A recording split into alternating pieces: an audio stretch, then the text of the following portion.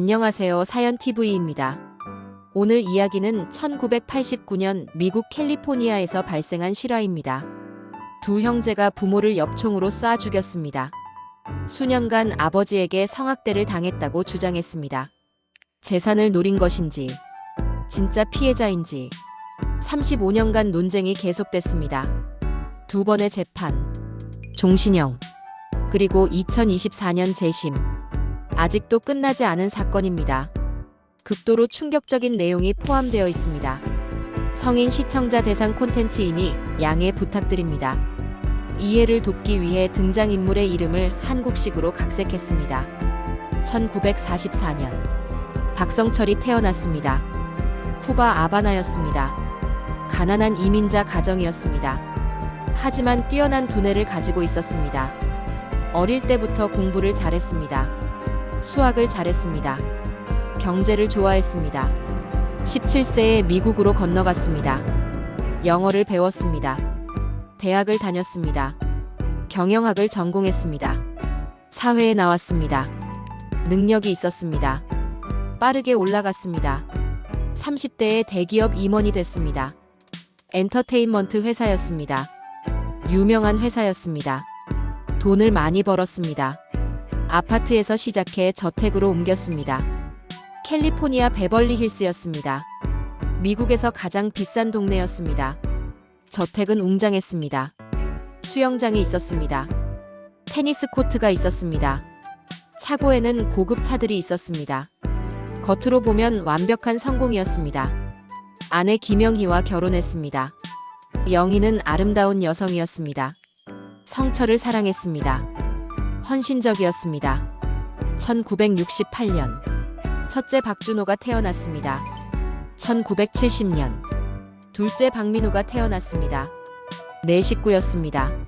부러울 것 없었습니다. 좋은 동네, 좋은 집, 좋은 학교. 하지만 집안은 달랐습니다. 성철은 완벽주의자였습니다. 자신이 이룬 것에 자부심이 강했습니다. 가족도 완벽해야 한다고 생각했습니다. 아들들에게 높은 기준을 요구했습니다. 성적은 항상 최상위여야 했습니다. 운동도 잘해야 했습니다. 예의도 바라야 했습니다. 외모도 단정해야 했습니다. 조금이라도 기준에 못 미치면 화를 냈습니다. 처음엔 말로 했습니다. 잔소리를 했습니다. 야단을 쳤습니다. 하지만 때로는 더 심해졌습니다. 손이 나왔습니다. 벨트를 들었습니다.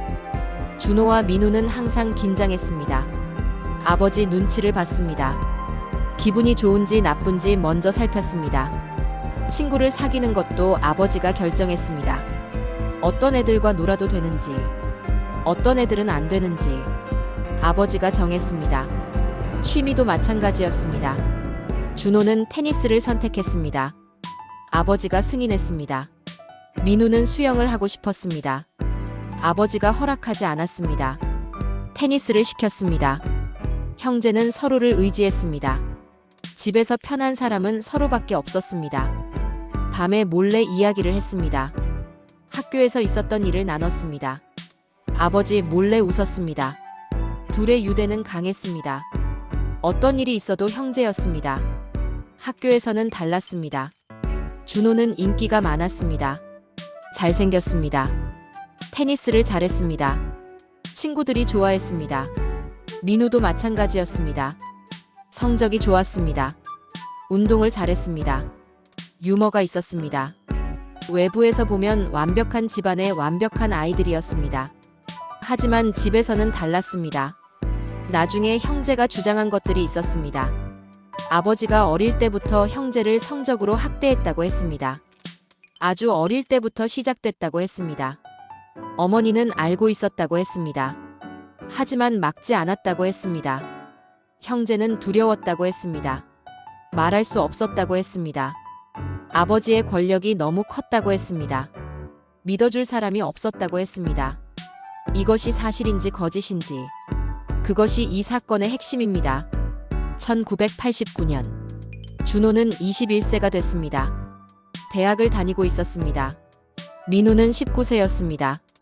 각 고등학교를 졸업했습니다. 대학 진학을 준비하고 있었습니다. 집에는 여전히 살고 있었습니다. 베벌리 힐스 저택이었습니다. 1989년 8월 20일 일요일이었습니다. 낮에는 평범했습니다. 가족끼리 시간을 보냈습니다. 점심을 먹었습니다. 저녁이 됐습니다. 성철과 영희는 거실에 있었습니다.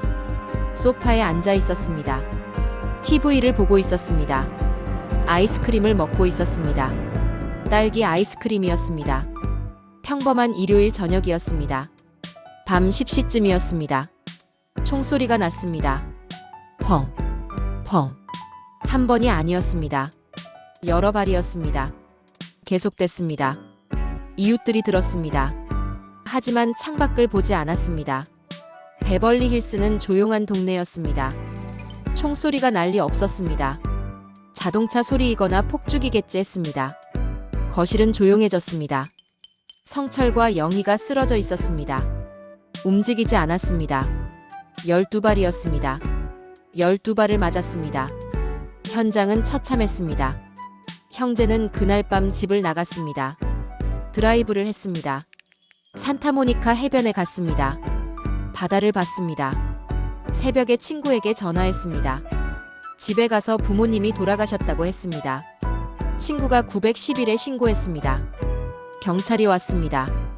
저택을 살폈습니다. 두 구의 시체가 있었습니다. 성철과 영희였습니다. 형제도 왔습니다. 울었습니다. 비명을 질렀습니다. 경찰이 물었습니다. 어디 있었냐고. 형제가 대답했습니다. 영화를 보러 갔다고 했습니다.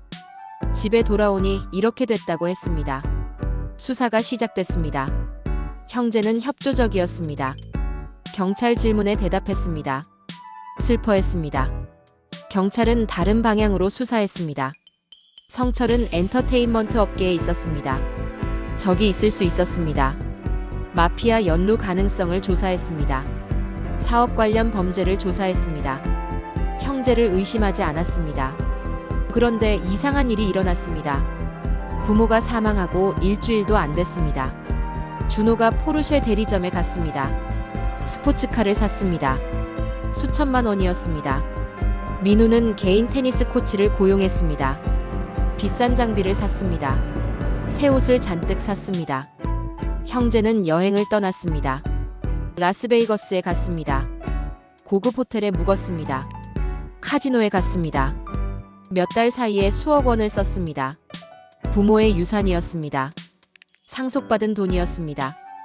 이웃들이 수군거렸습니다. 부모가 죽은 지 얼마 안 됐는데 저러면 되냐고.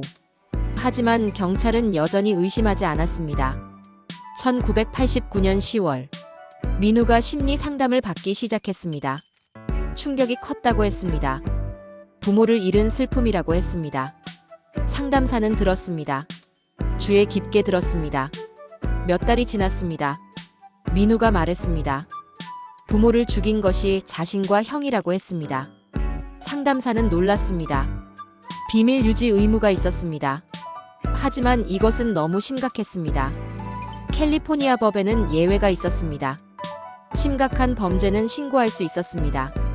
1990년 3월 상담사가 경찰에 신고했습니다. 경찰은 즉시 움직였습니다. 형제의 행방을 파악했습니다. 준호는 집에 있었습니다. 민우는 테니스장에 있었습니다. 개인 레슨을 받고 있었습니다. 경찰이 테니스장으로 갔습니다. 민우는 라켓을 들고 공을 치고 있었습니다. 평온했습니다. 경찰이 다가갔습니다. 수갑을 채웠습니다. 민우는 저항하지 않았습니다. 조용히 따라갔습니다. 준호도 동시에 체포됐습니다. 경찰서에서 신문이 시작됐습니다. 형제는 자백했습니다. 자신들이 부모를 죽였다고 했습니다. 이유를 말했습니다. 수년간 아버지에게 성학대를 당했다고 했습니다. 아주 어릴 때부터였다고 했습니다. 어머니도 알고 있었다고 했습니다. 하지만 아무것도 하지 않았다고 했습니다. 두려웠다고 했습니다. 언젠가 자신들을 죽일 것 같았다고 했습니다. 그래서 먼저 행동했다고 했습니다. 언론이 보도했습니다. 베벌리 힐스 저택, 엽총, 두 형제, 성학대 주장. 전 미국이 충격받았습니다. 하지만 반응이 엇갈렸습니다. 믿는 사람들이 있었습니다. 성학대는 실제로 일어나는 일이라고, 피해자가 극단적 선택을 할 수 있다고, 어린 나이에 얼마나 두려웠겠냐고, 믿지 않는 사람들이 있었습니다.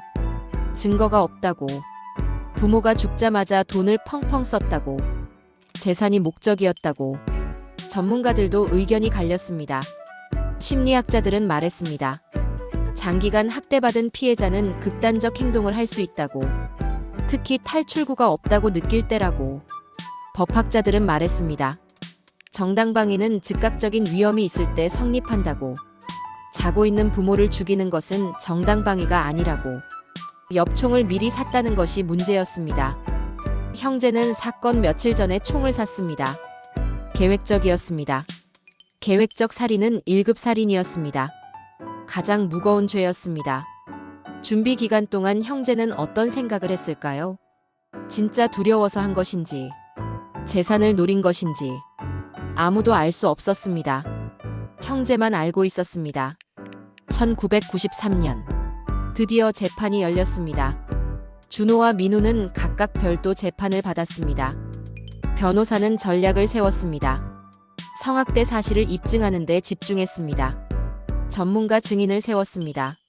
심리학자들이 증언했습니다. 장기 학대 피해자의 심리를 설명했습니다. 피해자 증언도 있었습니다. 성철의 지인들이 증언했습니다. 성철의 성격에 대해 말했습니다. 형제도 직접 증언했습니다. 민우가 증언석에 앉았습니다. 어릴 때부터 있었던 일을 말했습니다. 목소리가 떨렸습니다. 눈물이 났습니다. 방청객들이 울었습니다. 준호도 증언했습니다. 마찬가지였습니다. 배심원들이 들었습니다. 흔들렸습니다. 검사가 반박했습니다. 계획적이었다고 했습니다. 총을 미리 샀다고 했습니다. 재장전까지 했다고 했습니다. 부모가 죽자마자 돈을 펑펑 쓴 것을 지적했습니다. 슬퍼하는 모습이 없었다고 했습니다. 성학대 증거가 없다고 했습니다. 진술뿐이라고 했습니다. 배심원들이 토론했습니다. 며칠을 토론했습니다. 결론이 나지 않았습니다. 절반은 살인이라고 했습니다. 절반은 이해할 수 있다고 했습니다. 평결이 나오지 않았습니다. 재판이 무효가 됐습니다. 준호 재판도 마찬가지였습니다. 의견 불일치였습니다. 무효. 다시 재판을 해야 했습니다. 1995년 두 번째 재판이 열렸습니다. 이번엔 달랐습니다. 새 판사가 결정했습니다. 형제를 함께 재판하기로 했습니다. 그리고 중요한 결정을 내렸습니다. 성학대 관련 증언을 제안했습니다. 배심원들이 들을 수 있는 내용을 줄였습니다. 심리학자들의 상세한 증언을 막았습니다. 피해자 심리에 대한 전문적 설명을 제안했습니다. 변호사들이 항의했습니다. 핵심 변론이 막혔다고 했습니다. 하지만 판사의 결정이었습니다. 바꿀 수 없었습니다. 재판이 진행됐습니다. 이번 배심원들은 달랐습니다. 제한된 정보만 들었습니다. 성학대에 대한 깊은 이해 없이 판단해야 했습니다. 평결이 나왔습니다. 두 건의 1급 살인, 유죄. 형제는 고개를 숙였습니다. 1996년 7월 선고가 내려졌습니다. 가석방 없는 종신형이었습니다. 평생 나올 수 없었습니다. 죽을 때까지 감옥이었습니다. 준호는 28세였습니다. 민우는 26세였습니다. 감옥으로 갔습니다. 각각 다른 교도소로 갔습니다. 수십 년이 지났습니다. 감옥에서 어떻게 살았을까요? 준호는 변했습니다. 더 나은 사람이 되려 했습니다. 교도소 내 교육 프로그램을 도왔습니다. 다른 재소자들을 가르쳤습니다. 상담 자격증을 땄습니다. 스스로도 공부했습니다. 민우도 마찬가지였습니다. 교도소 내 음악 프로그램을 만들었습니다. 재소자들과 함께 공연했습니다. 합창단을 만들었습니다. 둘 다 모범수가 됐습니다. 문제를 일으키지 않았습니다. 교도관들도 인정했습니다. 수십 년 후 같은 교도소로 옮겨졌습니다. 리처드 제이. 도노반 교도소였습니다. 수십 년 만에 같은 공간에 있었습니다. 나이가 들었습니다. 머리가 휘어졌습니다. 주름이 생겼습니다.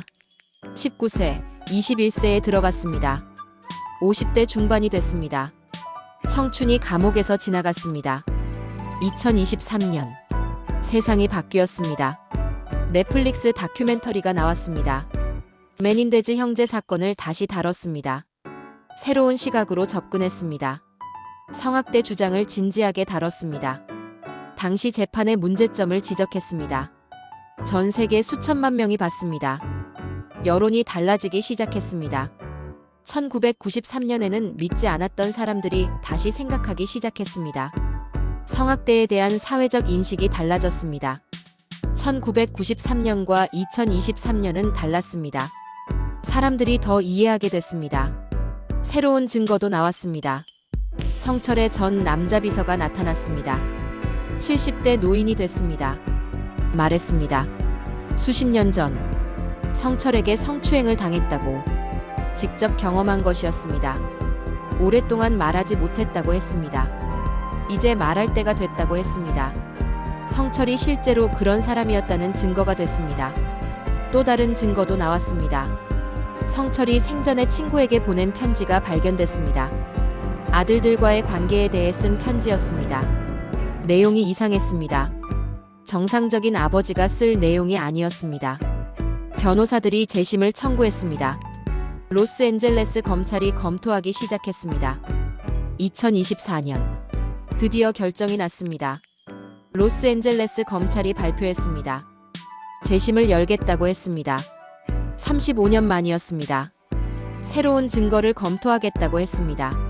성학대 주장을 다시 들어보겠다고 했습니다. 당시 재판의 공정성을 다시 검토하겠다고 했습니다. 전 미국이 또 충격받았습니다. 35년 만에 재심이었습니다.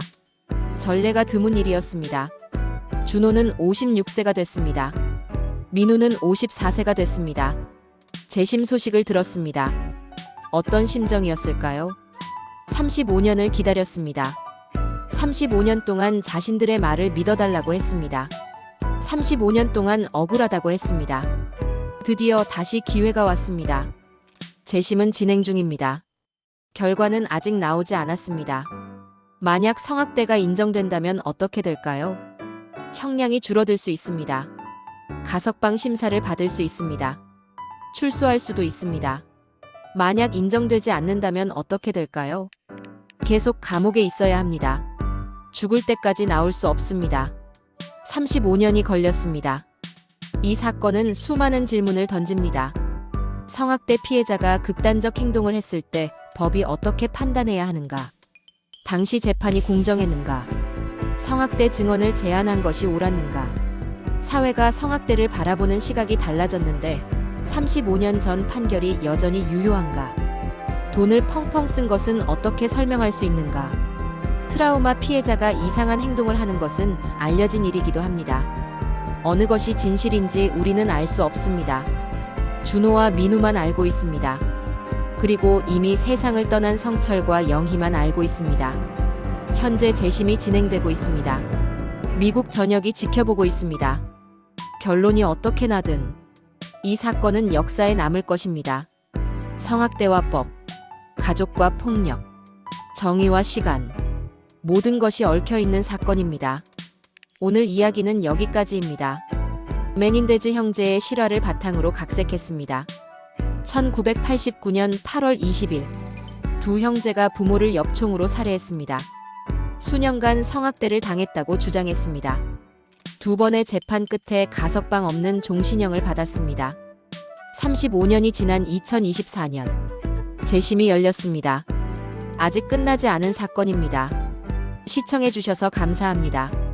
즐겁게 보셨다면 구독과 좋아요 부탁드립니다.